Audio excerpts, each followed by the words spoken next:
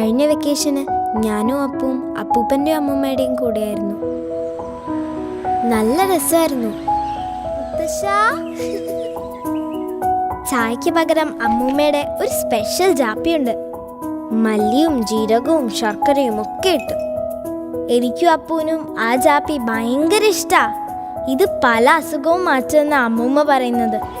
ഞങ്ങൾ ദിവസവും അപ്പൂപ്പൻ്റെ കൂടെ കളിക്കാനിറങ്ങും.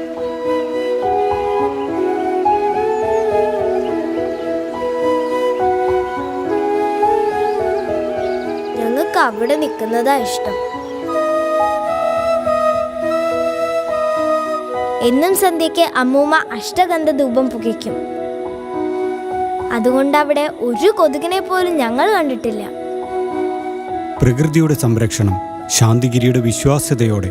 ശാന്തിഗിരി അഷ്ടഗന്ധ ധൂപം, ശാന്തിഗിരി ജാപ്പി.